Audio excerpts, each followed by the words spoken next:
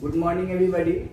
आज जो हम लोग पढ़ने वाले हैं वो हम आपको पिछले वीडियो में बताए थे कि कुछ इम्पोर्टेंट सर्किट है जिसके बारे में हम पिछले क्लास में चर्चा किए थे, और उस सर्किट में मैंने आपको सीरीज कॉम्बिनेशन और पैरेलल कॉम्बिनेशन के बारे में बताया था। तो उसमें एक जंक्शन फार्मूला भी आपको हम बताए थे कि जंक्शन जहाँ पे तीन रास्ते बन जाते हैं वहां पे बन जाता है जंक्शन। ये जंक्शन का उपयोग आपको यहाँ ही नहीं होगा, ये जंक्शन का उपयोग जो है आपका व्हीट स्टोन ब्रिज में भी होगा। इसी जंक्शन का उपयोग जो है सो हम लोग करेंगे आपका किरचॉफ्स लॉ में, Kirchhoff's first law, Kirchhoff's second law में। जंक्शन का बहुत उपयोग है, तो जंक्शन लॉ जो वहां पे हम लोग पढ़ेंगे, लेकिन कुछ क्वेश्चन ऐसा है जो जंक्शन के बिना नहीं बन सकता है। तो जंक्शन के बारे में आपको बताए थे, और अभी जो हम कुछ दो रूल पढ़ेंगे, एक पढ़ेंगे हम लोग फोल्डिंग लॉ और दूसरा पढ़ेंगे हम लोग स्टार लॉ। तो फोल्डिंग लॉ में क्या होता है और स्टार लॉ में क्या होता है। फोल्डिंग लॉ में बहुत जो है सो भयानक सर्किट बन जाता है, और उसमें यही देखने को मिलता है कि अगर एक सर्किट को दूसरे सर्किट से हम फोल्ड करते हैं और वह उसी के जैसा बन जाता है, सेम टू सेम, तो उसको हम लोग फोल्डिंग लॉ कहेंगे।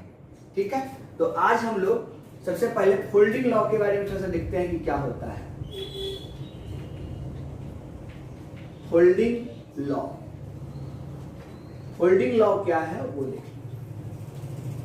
रेजिस्टेंस को जोड़ने के लिए इसमें बहुत ऐसा सर्किट होता है, ऐसा देखने में भयानक लगता है कि बनेगा ही नहीं, कि सीरीज कॉम्बिनेशन है कि पैरेलल कॉम्बिनेशन है, लेकिन इसको हम आसानी से बना सकते हैं। कैसे बनाएंगे वो आप देख लीजिए। अब यहाँ पर हम एक सर्किट लेते हैं,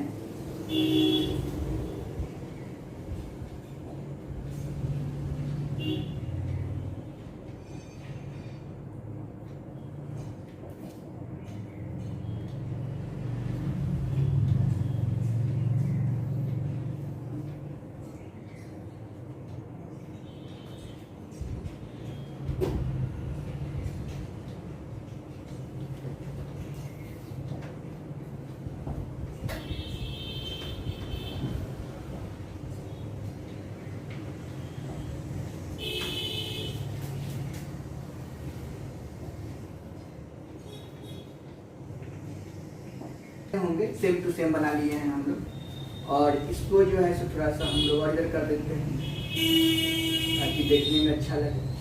चलिए, अब यह एक चीज हो गया। अभी तो ये अगर इसका रेजिस्टेंस, इक्विवेलेंट रेजिस्टेंस निकालने के लिए कहेगा, कोई टेंशन नहीं, ये ए टू बी इसका हम लोग पढ़ चुके हैं, ये लॉ के लिए हम लोग पढ़ चुके हैं, क्योंकि यहाँ से देखिए ये जंक्शन है, और जंक्शन से ये तीनों आपका क्या है सीरीज कॉम्बिनेशन में, ये तीनों क्या है सीरीज कॉम्बिनेशन में, और ये दोनों, ये ऊपर वाला पार्ट और नीचे वाला पार्ट दोनों एक दूसरे के क्या हो जाएगा, पैरेलल में हो जाएगा, जोड़ देंगे आंसर आ जाएगा। इसमें तो कोई कंफ्यूजन नहीं।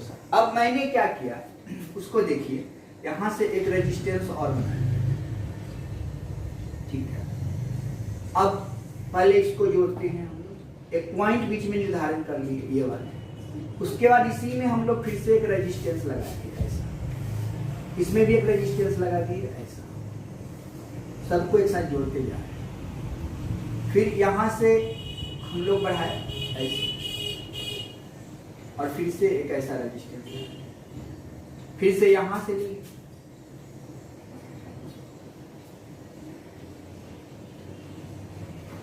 इस तरीके से हम लोग एक रेजिस्टेंस,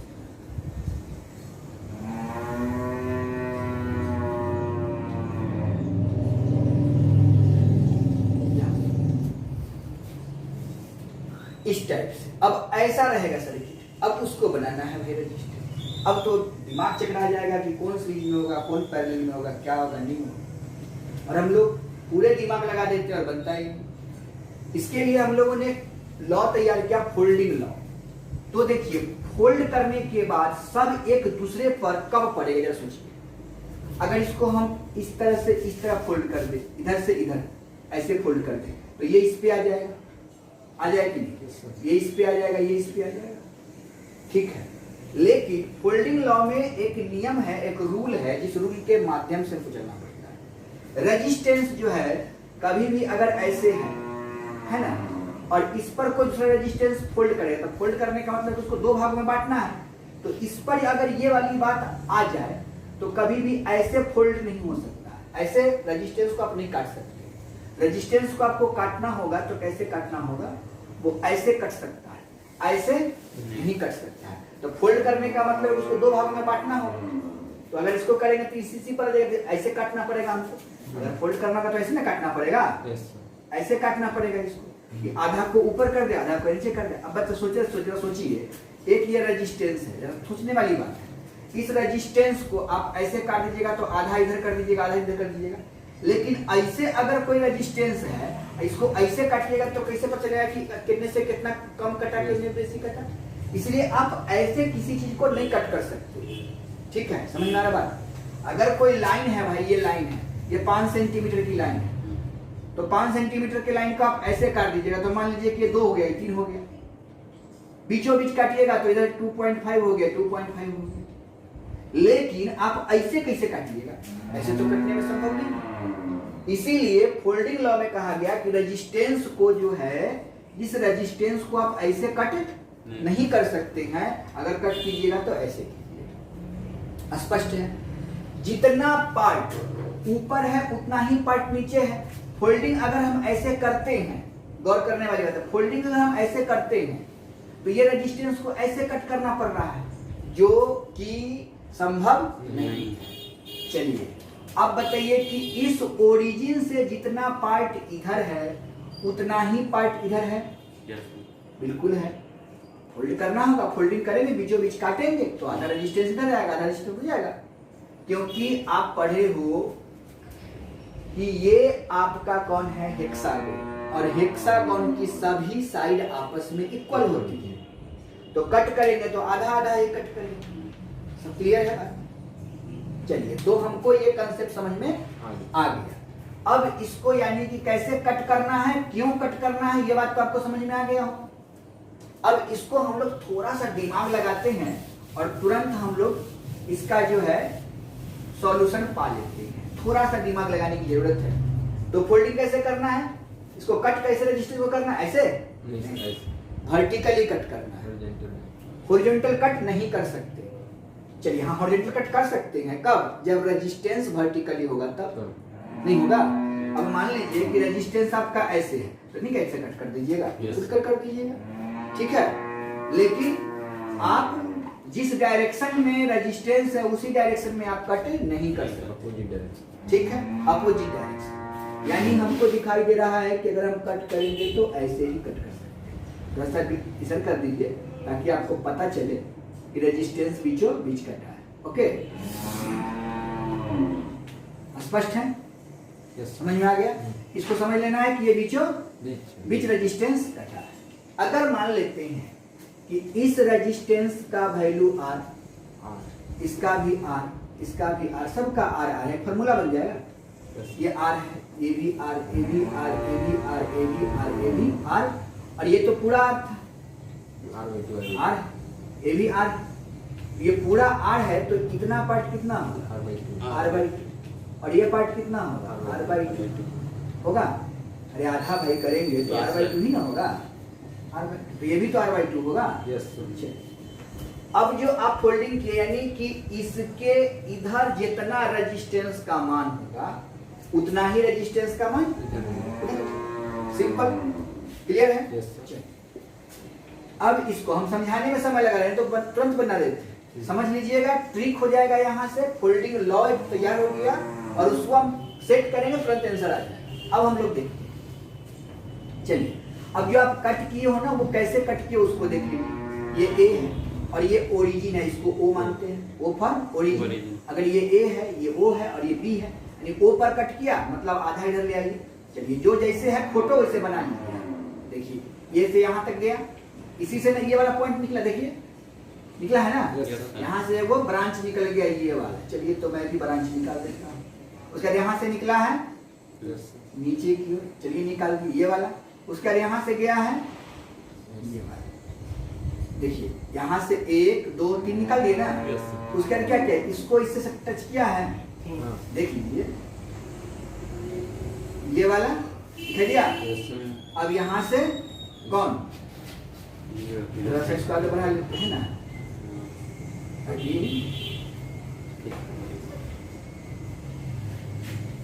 सुंदर लगे दिखने में। चलिए समझ में आ गया बात। देखिए ये वाला ये हुआ, ये वाला ये हो गया, ये वाला तो बीच में है, ये है, ये वाला ये वाला।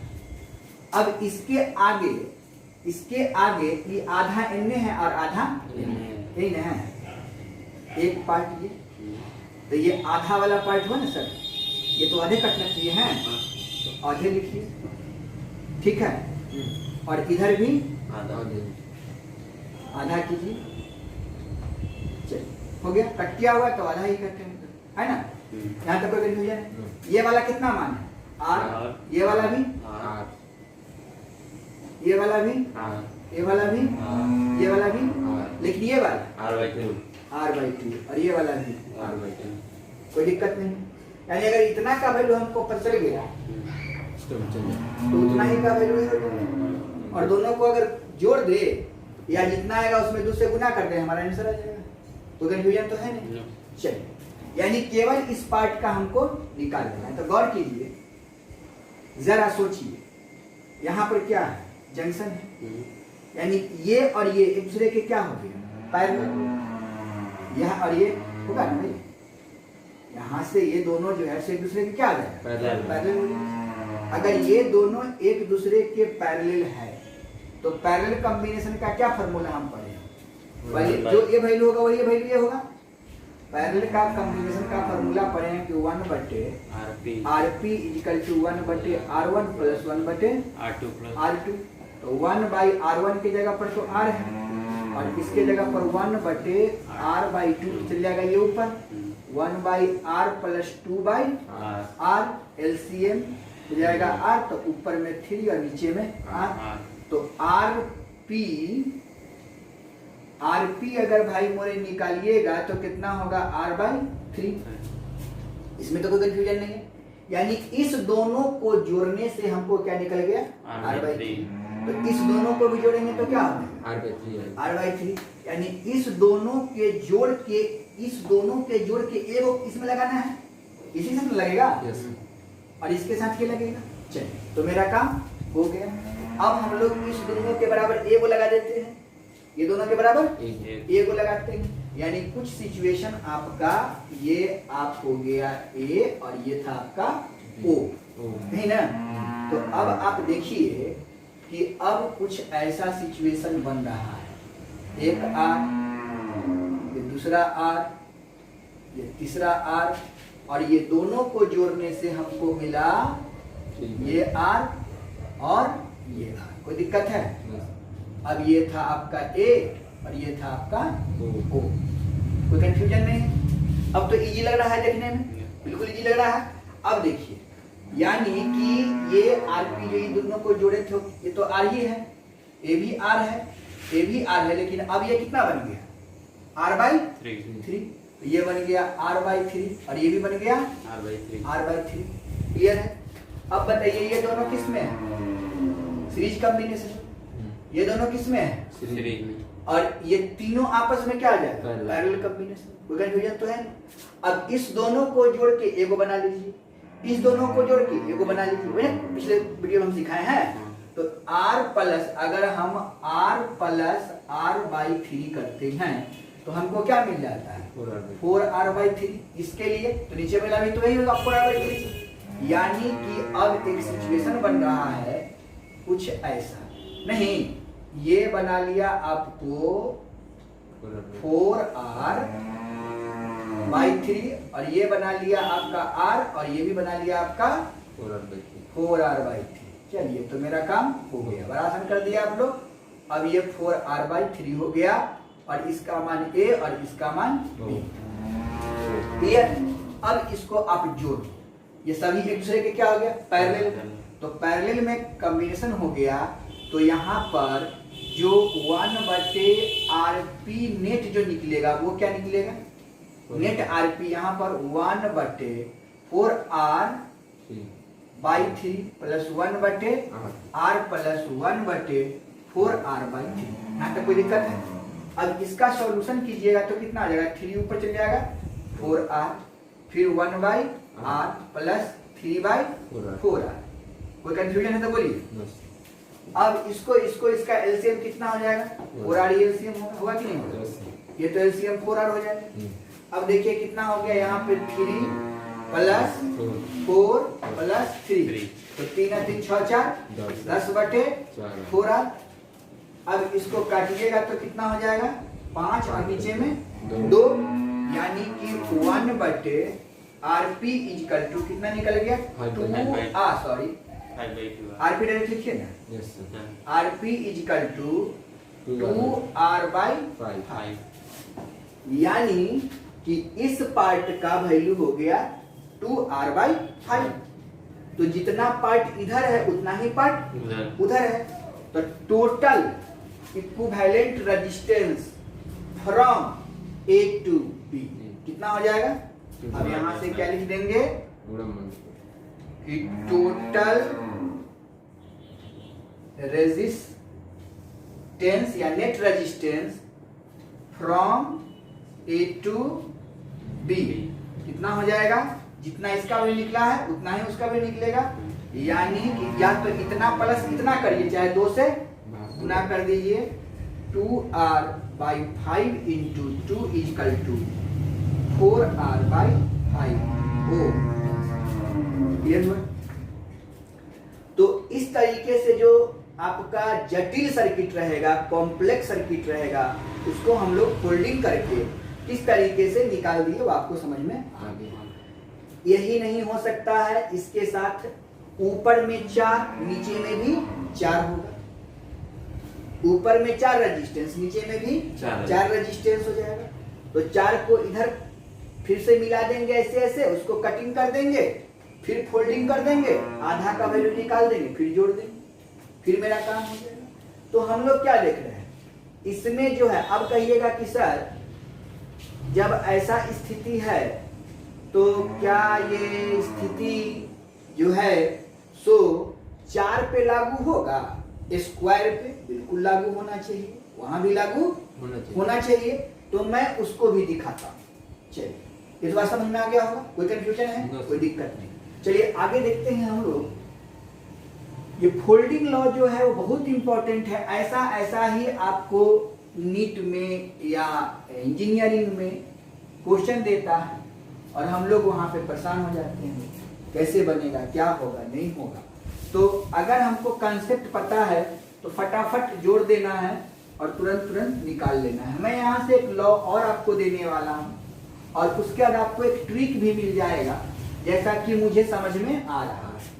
क्या ट्रिक मिलने की चांस लग रहा है कि नहीं लग रहा है? बिल्कुल मिल जाएगा, क्योंकि हम हेक्सागोन के केस में जो देखते हैं वो कितना आता है? 4R/5।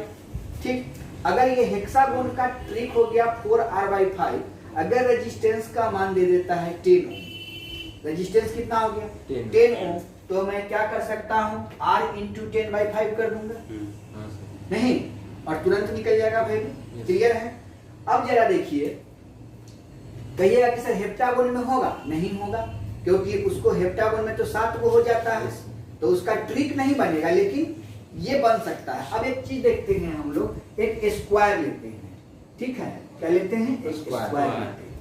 और स्क्वायर में भी हम लोग क्या करते हैं, एक रेजिस्टेंस आपका ये हो गया, एक रेजिस्टेंस तो मुझे इधर भी बनाना पड़ेगा कि नहीं बनाना पड़ेगा? अभी तो मैंने बोला ना।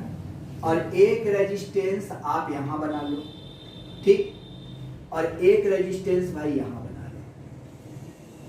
फोल्डिंग लॉ यहां पे लागू होगा? बिल्कुल होगा सर, क्योंकि आप इसको मोड़ दोगे, फोल्डिंग लॉ हो जाएगा।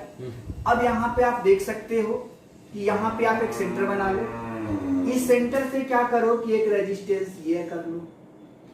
ओके, एक रेजिस्टेंस ये कर लो। बहुत इंपॉर्टेंट, जो मैंने कल बताया था कि बहुत लंबा सर्किट मैंने बनने वाला था कि ऐसा भी होगा और उसको कैसे बनाएंगे। तो ये भी काम किस पे करेगा? फोल्डिंग लॉ पे करेगा, बड़ा इजी हो जाएगा। अब यहाँ पर देखिए मैं बड़ा सर्किट ले लिया था उस समय कि जब वो समझ में आ जाएगा तो ये तो बच्चा वाला हो जाएगा बात। फिर यहाँ से हम लोग ऐसे कर लेंगे और देखिए मजेदार चीज बन गया कि नहीं बन गया। देखने में भी सुंदर लग रहा होगा, ऐसा खूब फोटो मिला होगा। जब बुक्स उल्टोगे तो फोटो मिल जाएगा इस टाइप से। अब बताओ भाई, मुझे यहाँ से निकालना है, रेजिस्टेंस निकालना। मैं करूँ तो क्या करूँ? कुछ नहीं करना है सर, अभी जो किए वही कीजिए। इसको यहाँ से क्या करता हूँ, डिवाइड कर देता हूँ। अब डिवाइड तो हो गया। अब डिवाइड जब ये हो गया तो जरा गौर की, ये डिवाइड हो गया तो या तो आपसे पूछेगा कि ये वाली पार्ट और ये वाली पार्ट का है ना, तो यहां से अगर इसको आप फोल्ड करोगे, ऐसे तो आप कट नहीं कर, ऐसे भी कट कर सकते हो। यहाँ तो कट हो रहा है ना, यहाँ तो ऐसे भी कट हो रहा है क्योंकि ये कट रहा है ना, तो आप ऐसे भी कट कर सकते हो और ऐसे भी यहाँ पे फोल्ड कर सकते हो। ठीक है, तो मैं ऐसे ही कर लिया, कोई फर्क तो पड़ता नहीं। अब इसको भाई आर ले लो, ये भी आर हो गया, ये भी आर हो गया, तो ये निश्चित तौर पर दो भाग में बटा तो r/2 हो जाएगा, है ना। r/2 आर आर, यहाँ भाई r/2 और ये r। कोई कंफ्यूजन नहीं, कोई दिक्कत नहीं। अब चलिए इसके पार्ट को जो मैंने काटा इसको इधर कर लेता हूँ। अब क्या करता हूँ भाई साहब, ये तो आपका एक रेजिस्टेंस हो गया, एक रेजिस्टेंस आपका ये हो गया सर, एक रेजिस्टेंस आपका ये था सर, और एक रेजिस्टेंस यहाँ से आप आधा निकाले थे, है ना। और इधर से भी आप एक आधा निकाले थे। यही तो आप है, यही तो सिचुएशन है, यही सिचुएशन है। अब देखिए ये वैल्यू आर, ये वैल्यू आर, ये वैल्यू आर, ये वैल्यू आर, लेकिन सॉरी ये r/2 और ये r/2। जरा गौर करने की बात है, ये दोनों किसमें होगा, पैरेलल कॉम्बिनेशन। पैरेलल कॉम्बिनेशन में होगा कि नहीं होगा, इसमें तो अभी तुरंत निकाला हूं मैं, अगले वीडियो अभी जो जस्ट क्वेश्चन बनाया उसे बताए हैं। ये दोनों किसमें है, पैरेलल कॉम्बिनेशन में। अगर ये पैरेलल कॉम्बिनेशन में है तो बताइए इसका मान अभी कितना बताए कि r1/1/rp is equal to 1/r1 यानी r/2 प्लस 1/r। सॉल्यूशन करेंगे तो चला जाएगा ऊपर 2/r प्लस 1/r मतलब 3/r, तो rp इज इक्वल टू निकल गया r/3। कोई डाउट? ये अगर दोनों मिला के r/3 तो ये दोनों मिला के कितना r/3। कोई कंफ्यूजन तो है नहीं। अब इसको मैं इस दोनों को एक कर लेता हूँ, दोनों को एक कर लेता हूँ, कोई दिक्कत है? अब बताइए, यानी ये तो रहेगा, ये तो रहेगा ही ना, कोई तो बदलने वाला है। अब ये दोनों जोड़ के कितना किए सर आप, r/3, और ये वाला जोड़ के कितना किए r/3, यानी कि ये आपका r है, ये आपका r/3 है और ये आपका r/3 है। ठीक, अब हमको ये दिख रहा है, समझ गए। अगर हमको ये वाला जो वैल्यू दिया हुआ है, ठीक, तो सोचने वाली बात है, थोड़ा सा सोचिए। ये तो आपका क्या है, आर था, दोनों को हम जोड़ लिए थे, ये जोड़ लिए थे, नहीं जोड़ लिए थे ना, तो इसका वैल्यू कितना होगा, इसका वैल्यू कितना होगा।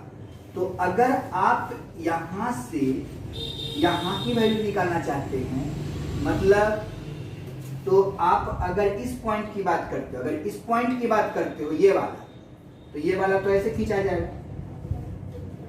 नहीं अगर इसको हम ऐसे करके तीरेंगे तो ये दोनों किसमें होगा, सीरीज में, और ये क्या आ जाएगा, पैरेलल हो जाएगा। तो इसका वैल्यू तो निकल जाएगा, ये वाला पार्ट का पूरा का निकल गया ना, फिर इस पार्ट का वैल्यू निकाल दें, क्योंकि या तो हम ऐसे ही इसको तीरेंगे, ऐसे तो इसको तीर नहीं सकते हैं। ठीक है, तो अब बताइए कि ये कितना r/3 और r/3 दोनों क्या होगा, पैरेलल। तो 1/r/3 प्लस 1/r/3 तो कितना हो जाएगा 3/r 3/r प्लस 3/r, तो इज इक्वल टू कितना हो गया 3 3 6/r हो गया ना। तो ये हो गया 6/r, यानी इसका दोनों को जोड़ने से हमको निकल गया 6/r। ठीक, नहीं सॉरी, ये तो आपका सीरीज में ना है, एक सेकेंड, ये दोनों आपका किसमें है, सीरीज में ना है जी। तो RS is equal to r/3 plus r/3, तो RS is equal to 2r/3 3, यानी ये वैल्यू कितना हो गया 2r/3। अब 2r/3 के साथ क्या करना है, इसको जोड़ना है पैरेलल वाला। तो क्या करेंगे देखिए,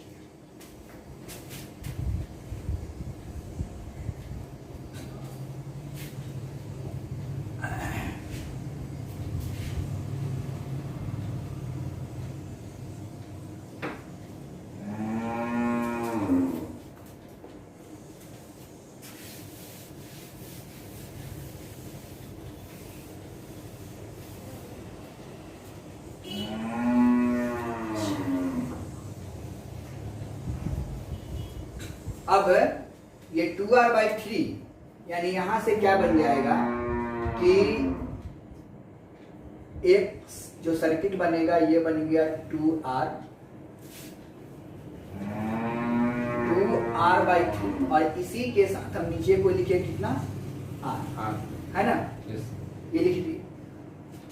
अब यहां से लेके ये A पॉइंट हो जाएगा और ये आपका B पॉइंट हो जाएगा। A से B पॉइंट के बीच का जो R AB अगर निकालेंगे तो 1/R AB is equal to कितना हो जाएगा 1/2R/3 प्लस 1/R। ये ऊपर भेज दीजिए 3/2R प्लस 1/R। एलसीएम कितना हो गया 2R। तो यहाँ पर 3 प्लस कितना 3 प्लस 2 तो कितना हो गया 5/2R। तो R AB is equal to कितना हो जाएगा 2R/5। इसी का जितना इधर का निकला उतना ही इधर का निकलेगा। तो इनटू कितना कर देंगे 2 तो 4R/5। देखिए गौर कीजिए इसका भी वैल्यू कितना है 4R/5। समझ में आया। तो एक कंसेप्ट बनता चल जा रहा है कि जो भी अगर इसमें क्या हो रहा है कि रेजिस्टेंस का वैल्यू जो है निकल जा रहा है। तो इसमें हम लोग अब मान लीजिए कि आपको ऐसा कहता है करने के लिए कि हमको जो है सो इक्विवेलेंट रेजिस्टेंस निकालिए किसके किसके बीच का, ऐसा भी दे सकता है ठीक ना। ये जो निकाले हम वैल्यू इसके बीच का वैल्यू अगर कहेगा निकालने के लिए तो ध्यान दीजिए। अगर मान लीजिए कि हमको कहता है कि अगर ये आपका A हो गया, ये आपका B हो गया, ये आपका C हो गया और ये आपका D हो गया, ABCD हो गया 4। तो ABCD जब हो गया तो आपसे पूछेगा क्या कि हमको केवल A to D निकालिए to find the equivalence resistance from A to D। A से D के बीच निकालिए ठीक। A आपसे पूछेगा A to D plus B to C ठीक। तो भी हमको आंसर यही आएगा क्योंकि A to D का वैल्यू निकाल चुके हैं और B to C का वैल्यू निकाल चुके हैं। दोनों आपस में क्या है इक्वल। तो वहां से भी ये काम कर लेंगे। समझ में आ गया कोई दिक्कत नहीं है। चलिए तो ये आपको आगे भी अगर इसको बढ़ाने की इच्छा है इसमें और भी आगे बढ़ सकता है, सीरीज बन सकता है, कोई दिक्कत आपको नहीं होगा। चलिए अब मैं थोड़ा सा और आपको एक चीज बता दूं।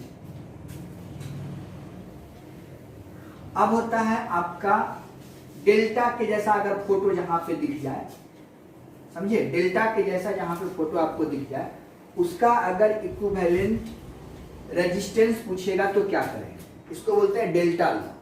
हाँ ये था आपका कौन सा लॉ फोल्डिंग लॉ। अब हम लोग देखते हैं डेल्टा लॉ। डेल्टा लॉ भी बोल सकते हैं और इसको स्टार लॉ भी बोल सकते हैं क्योंकि डेल्टा का जो शेप होता है कैसा होता है स्टार के जैसा। तो इसमें हम लोग को क्या करना है उसको देख लीजिए।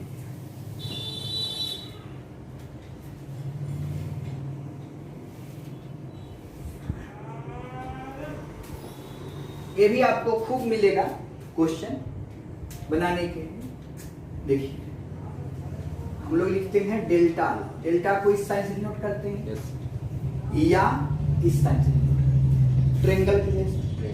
तो हमको पढ़ना कौन सा है ट्रेंगल वाला डेल्टा लॉ। क्लियर। डेल्टा यानी ट्रेंगल के जैसा, यानी कि अगर हमें एक ट्रेंगल है ऐसा समझिए बात, समझिए, ट्रेंगल है। अब इस ट्रेंगल में एक रेजिस्टेंस जो है सो ये ट्रेंगल मतलब ये क्या है आपका डेल्टा हो गया, ठीक है। तो इस डेल्टा को हम कैसे बनाएंगे जरा सोचिए। तो क्या करेंगे, एक रेजिस्टेंस हम लोग ऐसा ले लेंगे, खूब इस पर न्यूमेरिकल मिलेगा आपको, नीट वगैरह में देखिएगा, मेडिकल्स वगैरह में और जेईई मेंस में भी आपको मिलेगा।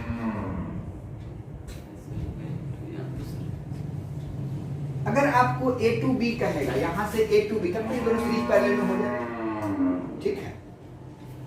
जहां भी कहेगा तो हम अभी जो किए हैं वही काम कर लेंगे, लेकिन अब ऐसा ये कहेगा नहीं। अब कहेगा कैसे वो आप देखिए, ये इसको आगे बढ़ा देगा और ये भी आपको आगे बढ़ा देगा, ये भी आपको आगे बढ़ा देगा, ये भी आपको आगे बढ़ा देगा, ऐसा। क्लियर। अब देखिए सोचिए, अब यहां से एक सेंटर पॉइंट मान लीजिए, अब इसको हमको डेल्टा स्टार बनाना है तो कैसे बनता है स्टार, ऐसे बनता है, ऐसे बनता है, ऐसे बनता है, नहीं ना बनता है। अब इस पॉइंट को आप A मान लो, इसको B मान लो, इसको C मान, जिसको जो मानना है वो आप मान सकते हैं, XY भी मान सकते हैं, अल्फा बीटा। अब इस रेजिस्टेंस का मान R1, इस रेजिस्टेंस का मान R2 और इस रेजिस्टेंस का मान R3 ये दिया हुआ है, ठीक है। तो ये आपका R1 हो गया, R2 हो गया, R3 हो गया, ठीक। तब जरा सोचिए कि इसका जो फॉर्मेट ये तैयार हुआ है, इसका जो फॉर्मेट ये तैयार हुआ है वो कैसा हुआ, उसके बारे में हम लोग जरा सोचिए। तो अगर हमको ये और ये तीनों का टोटल इक्विवेलेंट रेजिस्टेंस निकालने के लिए कहता है, तो इस दोनों के लिए रेजिस्टेंस, इस तीनों के लिए, इस दोनों के सबके रेजिस्टेंस को अगर निकाल के हम जोड़ दें तो काम हो जाएगा कि नहीं हो जाएगा? चलिए, तो सबसे पहले ये R1 R2 मतलब ऐसा हम बना सकते हैं, तो हम लोग इसको अलग डायग्राम बना के आपको दिखा देते हैं। तो ये जो डायग्राम इधर फॉर्म होगा कैसा होगा, A के लिए, तो A का बना लो, ठीक। तो इसको क्या कहेंगे, R A होगा ना, A के लिए कर रहे हैं, ये A से ना वर्टिकली खींचेंगे है, और ये देखिए B के लिए जाएगा, तो B के लिए यहां से खींचते हैं, इसको क्या बोले R B, और इसको क्या बोलेंगे समझ में आया? इसी में से इसको खींच लिए, ठीक। तो अब आपसे आर ए का मान पूछा कि आर ए का मान कितना होगा, आर ए का वैल्यू क्या होगा। तो आर ए के वैल्यू के लिए हम लोग क्या लिख लीजिए, आर ए जो है वो किसके किसके बीच का है, 1 और 3 के बीच का। तो R A is equal to कितना हो जाएगा, R1 into R3 divided by R1 plus R2 plus R A निकल जाएगा। अब बताइए आर बी निकलेगा तो क्या लिखेगा, बोलिए आर बी निकलेगा किसके किसके बीच है, 1 और 2। R1 into R2 divided by R1 plus R2 plus R3।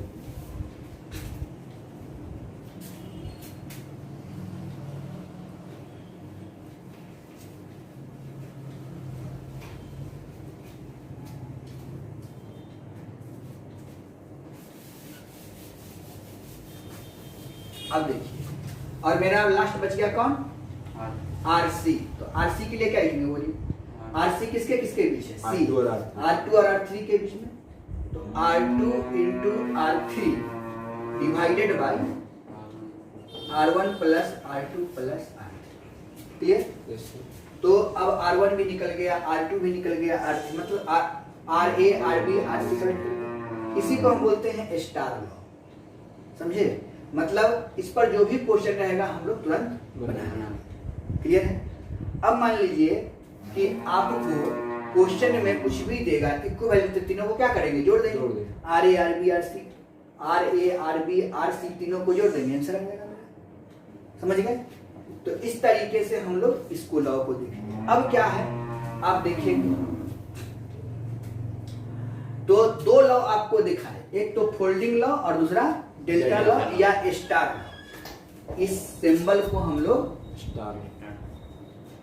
Star क्यों बोले, क्योंकि ये जो डायग्राम है वो कैसा है, स्टार जैसा है, ये स्टार के जैसा है, इसीलिए इसको स्टार लॉ में हम लोग बोलते हैं, या डेल्टा लॉ या स्टार लॉ। क्लियर? तो ये दो लॉ को आपने देखा। उसके बाद आपका रजिस्टिविटी, रजिस्टिविटी है, क्योंकि थोड़ा सा रजिस्टिविटी का भी कंसेप्ट आगे आएगा। चलिए एक चीज और बता देते, उसके आगे बढ़ते हैं। मैंने पिछले केस में बताया था कि जब हम लोग कोई इस तरीके से रेजिस्टेंस को लेते थे, यहाँ इस तरीके से, ठीक है, और यहाँ पे इस तरीके से,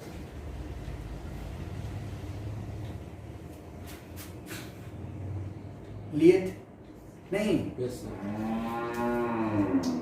अब जरा आप बताइए, मैंने बोला था कि अगर ये 2R है, ये भी 2R है, ये R है, ये R है, ठीक, और ये 3R है। यहाँ से A to B हमको इक्विवेलेंट रेजिस्टेंस निकालना है इस सर्किट का। तो क्या बताया थे पिछले वीडियो में कि अगर इन दोनों का रेशियो आपस में इक्वल हो जाए तो ये बीच वाला तार बेकार है। समझ में आ गया? ये तार बीच में जो हम रेजिस्टेंस लगाए हैं उसका कोई उसमें मतलब ही नहीं बनता, वो बेकार चला जाता है। तो यहाँ से इस टाइप के फॉर्मेट में जो भी आपको क्वेश्चन मिलेगा वो हम देख लेंगे कि इस तरीके से कैसे बनता है।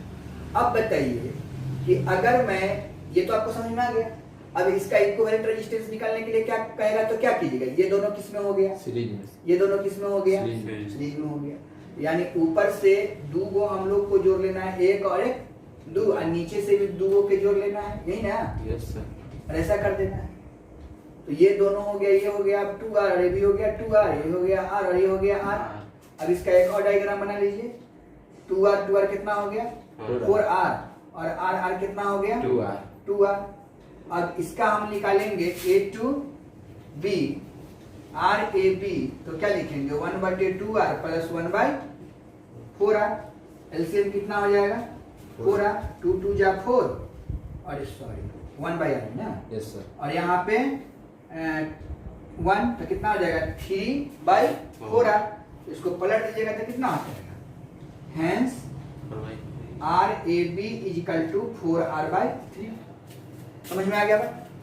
तो इस तरीके से, मतलब इस कंसेप्ट को हम क्यों बताएं, क्योंकि यहाँ से एक सर्किट हम लेने वाले हैं, वो भी जटिल सर्किट है। तो दो बहुत बड़ा सर्किट की जटिलता को हम बता दिए। अब हम एक तीसरी जटिलता के बारे में बात करेंगे, वो देखिए। एक एक लॉ अगर आप पर डे पढ़ते चले जाते हैं तो 3-4 लॉ ही हैं, समझे? एक तो जंक्शन वाला बता दिए, एक स्टार वाला बता दिए, और एक आपको फोल्डिंग वाला, ठीक है? उससे आपका बहुत सारा क्वेश्चन सॉल्व हो जाएगा। और आप देखिएगा डायरेक्ट क्वेश्चन रहता है,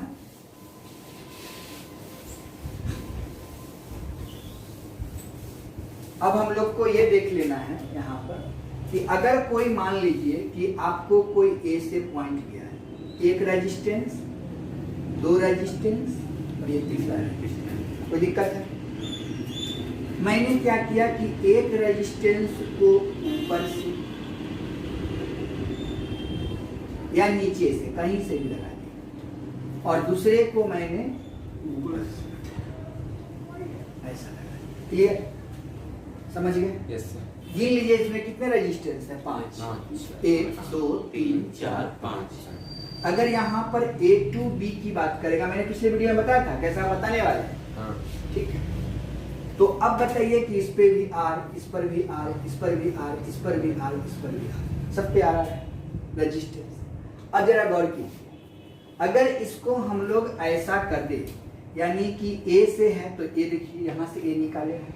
अब A से क्या रेजिस्टेंस जोड़ा हुआ, जंक्शन देखिए, एक और एक 2 है, तो मैंने एक ऊपर बढ़ा दिया, एक नीचे बढ़ा दिया। क्लियर? समझ में आया? अब फिर ये तो ये A से हो गया, अब यहाँ B से आए, ऐसे कर दीजिए। क्लियर? समझ में आ रहा है बात क्या हम कर रहे हैं? B से भी एक ऊपर बढ़ रहा है, ठीक, और एक इधर बढ़ता है। बढ़ा दिए, थोड़ा सा मिसफील्डिंग हो गया, इसको ऐसे कर, समझ गए, ताकि ये नीचे भी, और यहाँ से ऐसे, यहाँ से दो ये और ये और ये। अब भाई बीच में कौन बचेंगे? यही ना आर बचा, बन गया वैसी। अब बताइए ये आर, ये आर, ये आर और ये आर, क्लियर? दोनों का रेशियो आपस में क्या हो गया? इक्वल हो गया। और जब रेशियो इक्वल हो गया तो ये आर बेकार है। अब बताइए ये दोनों किस में हो गया? सीरीज में। ये दोनों किस में हो गया? सीरीज में। अब इस दोनों सीरीज में और ये दोनों सीरीज में, तो आपको समझ में आ रहा होगा ये दोनों आपस में क्या जगह? पैरेलल। एक आर, दो आर हो गया, ए टू बी हो गया, आसान। अब बताइए ये 2R, नीचे वाला भी 2R और 2R को जोड़ेंगे पैरेलल कॉम्बिनेशन में तो कितना आ जाएगा? अब जोड़ देंगे 1/R equal to 1/2R plus 1/2R। कोई दिक्कत? एलसीएम तो 2R हो ही जाएगा, 1 प्लस 1 हो जाएगा, 2 से 2 कट गया, यानी R आ गया। यानी आरपी का जो वैल्यू आया, 1/8, आरपी का जो वैल्यू आएगा वो किसके बराबर आएगा? आर के बराबर, यही ना होगा? आरपी इक्वल टू आर आएगा कि नहीं आएगा भाई? अरे पलटोगे इसको तो आरपी चला जाएगा ऊपर, तो ये 1/8 नीचे चला रहेगा, तो भी तो ऊपर चल जाएगा, ये वैल्यू हो जाएगा। बिल्कुल आसान। तो हम लोग क्या देखें कि इस फॉर्मेट में भी अगर टर्म रहेगा तो हम किस तरीके से बनाएंगे? बीच में जोड़ देंगे, हटा देंगे, सॉल्व कर देंगे। तो ऐसा आपको सर्किट देगा कि तुरंत बनने वाला, लेकिन उसको हमको समझना होता है कि कैसे उसको हम तोड़ें। अब आपके पास दिमाग में आ रहा होगा बात कि सर अगर ऐसा है तो हम ऐसा तो बना लिए, यहाँ पर हमको कुछ दिख रहा है, ये वाली टर्म है ना, ये आपका क्या है? बेकार हो गया, है ना? yes, तो एक चीज असर आप हमें तुरंत बताए थे हमको कि अगर हम ऐसा लिए थे 1 2 3 और ये 4, है ना, और यहाँ पे एक रेजिस्टेंस डाल दिए, ऐसा डाल, जरा गौर कीजिए, अगर ये टर्म आपको रहे तो कैसे बनाएंगे? बिल्कुल ऐसे ही बनाएंगे। अब यहाँ पर अगर ऐसे है, इसको ऐसे खींच दिया जाए तो क्या फर्क पड़ता है? तो पड़ने वाला है, पड़ेगा क्या? अरे भाई देखो, देखिए एक आर हो ना, देखिए है ना, ये वाला और ये वाला। तो अब बताइए कि अगर ये आर है, ये आर है, ये आर है, ये आर है, तो जरा इस डायग्राम को देखने से आपको कुछ महसूस हो रहा है? इसको देखने से क्या पता चल रहा है कि जो बीचों बीच जो जोड़ा गया रेजिस्टेंस है, तो क्या इसमें नहीं जुड़ा हुआ है? है ना? तो रेशियो आपस में क्या हुआ? इसका रेशियो इक्वल हो गया, तो बेकार हो गया था, तार बेकार हो गया, यानी इसमें कोई काम नहीं करेगा। तो हम क्या बोल रहे हैं कि जिसको जोड़ते हैं उसके अपोजिट वाला वही ले रहे हैं। देखिए जिसको जोड़ते हैं उसके अपोजिट वाला लेते हैं, तो इसका वैल्यू भी कितना हो जाएगा? आरपी इक्वल टू आर हो जाएगा, नहीं हो गया? आरपी इक्वल टू आर हो गया। अब बताइए कि जब ये आरपी इक्वल टू आर हो जाता है, अब इसमें हम लोग को दूसरा काम, तो फोल्डिंग वाला से हम समझ में आ गया, यानी ऐसा भी अगर डायग्राम दिया रहेगा तो पट से आंसर लिख देंगे, लिखा जाएगा। तो हम लोगों ने कुछ जटिल सर्किट के बारे में देखा, उसको तोड़ा, और मैं आशा करता हूं कि बिल्कुल आपको समझ में आ गया होगा। रजिस्टिविटी की बात है तो रजिस्टिविटी के बारे में हम अभी थोड़ा सा चर्चा कर देते हैं। यानी रजिस्टिविटी जो होता है वह किसी वायर के बारे में, या अभी छोड़ देते हैं, नहीं तो फिर आपके दिमाग से कंफ्यूज होने लगेगा। तो रजिस्टिविटी अगले वीडियो में जो हम पढ़ाएंगे वो रजिस्टिविटी बताएंगे, और रजिस्टिविटी जो टेम्परेचर के चलते इफेक्टेड होता है उसके बारे में बताएंगे।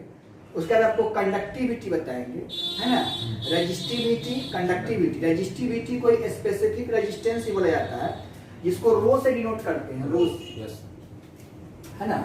ये रो हो जाता है। और हमको पता है कि रेजिस्टेंस जो होता है वो क्या होता है, यानी resistance is directly proportional to length and resistance is inversely proportional to area of cross section. और इस दोनों इक्वेशन को जब आप सॉल्व कर दोगे तो मिल जाएगा R is directly proportional L into 1/A। तो R is directly proportional L/A हो जाएगा। डायरेक्टली प्रोपोर्शनल को हटाने के लिए कांस्टेंट लगाते हैं तो R is equal to rho into L/A। This rho is said to be resistivity constant. यही आपका रेजिस्टिविटी बन जाता है, रेजिस्टिविटी बन जाता है। इसी को हम लोग स्पेसिफिक रेजिस्टेंस भी बोलते हैं, ठीक है। और यही चीज के बारे में हमको पढ़ना है। तो यहाँ से रो जब निकालिएगा तो क्या लिखिएगा, R इंटू A/L, और दिस इज कॉल्ड रेजिस्टिविटी। और यही आपका बन जाता है रेजिस्टिविटी। जो इसके बारे में हमको पढ़ाना है, डिफिनीशन लिखना है। तो डिफिनीशन में क्या लिखाएगा, वही लिखाएगा। तो यानी ये L क्या है, लेंथ ऑफ वायर है ना। R इसका रेजिस्टेंस है और इसका A क्या है, एरिया ऑफ क्रॉस सेक्शन। तो जिस वायर की area of cross section A हो जाए, मतलब ये वाली A हो जाए, ये लेंथ L हो जाए, तो इस L लेंथ के वायर में जो रेजिस्टेंस उत्पन्न होगा करंट के फ्लो होने से, वो आखिर क्या होगा, उस चीज की जो मेजरमेंट करते हैं उसी को हम लोग रेजिस्टिविटी कहते हैं। तो रेजिस्टिविटी के बारे में आपको यही फार्मूला हम निकाल के दिखाएंगे। और इसका यूनिट भी आप देख सकते हैं। इसका यूनिट क्या हो गया, ओम हो गया, एरिया का मीटर, इसका मीटर स्क्वायर हो गया, इसका मीटर, एगो मीटर से मीटर कट गया तो ओम मीटर इसका आंसर हो गया, ओम मीटर यूनिट हो गया इसका, ओम मीटर। इसके बारे में आपको हम बताएंगे। तो ये आपका रेजिस्टिविटी हो जाता है। इसके बाद कंडक्टिविटी है ना, कंडक्टिविटी जिसको हम लोग G से डिनोट करते हैं, समझे। और वह रेसिप्रोकल होता है रेजिस्टिविटी। तो उसके बारे में चर्चा करेंगे हम लोग आगे, नहीं तो सब दिक्कत हो जाएगा एक ही बारे में। उसके बाद आपको पढ़ाएंगे हम अगले वीडियो में करंट डेंसिटी। करंट डेंसिटी को हम लोग J से डिनोट करते हैं। करंट स्केलर क्वांटिटी होता है, लेकिन करंट डेंसिटी वेक्टर क्वांटिटी होता है। क्यों होता है उसके बारे में आपको हम बताएंगे। करंट डेंसिटी के बाद जो आपको पढ़ना है, करंट डेंसिटी को J से डिनोट करते हैं, समझे। और इसका फार्मूला होता है I/A, ठीक है। ये आपको हम बताएंगे करंट डेंसिटी का। तो करंट डेंसिटी समझाएंगे, रेजिस्टिविटी समझाएंगे, उसके बाद जो है से आपको कंडक्टिविटी समझाएंगे, ठीक है। और इस तरीके से बढ़ते बढ़ते हम लोग पहुंच जाएंगे आपका ओम, उसके बाद हम लोग पहुंच जाएंगे किरचॉफ्स लॉ के पास। और किरचॉफ्स लॉ करंट के जटिल सर्किटों के लिए ही बनाया गया था। जो अभी सर्किट हम लोग पढ़ रहे हैं, वो सर्किट को किरचॉफ्स लॉ के माध्यम से और इजी वे में तोड़ा जा सकता है और आसान तरीके से बनाया जा सकता है। वैसे किरचॉफ्स लॉ को बनाया गया। किरचॉफ्स लॉ के कहा ही गया है कि जो टिपिकल सर्किट है, जो कॉम्प्लेक्स सर्किट है, study of complex circuit is called Kirchhoff's, है ना। तो उसके बारे में हम लोग पढ़ेंगे, है ना। उसके बाद आपको पढ़ना है व्हीटस्टोन ब्रिज, मीटर ब्रिज और पोटेंशियोमीटर। करंट इलेक्ट्रिसिटी में इतना ही पढ़ना है और करंट इलेक्ट्रिसिटी समाप्त हो जाता है। यानी कि अगर 7 से 8 वीडियो बना दिया जाए तो करंट का समाप्ति हो जाएगा। चलिए, तो आज यहीं तक रहने देते हैं। जय हिंद, जय भारत।